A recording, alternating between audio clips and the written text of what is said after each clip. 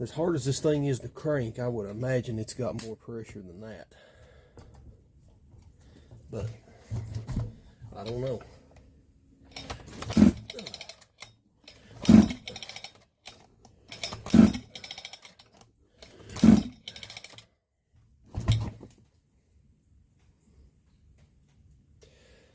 It looks like all it's got is about 100,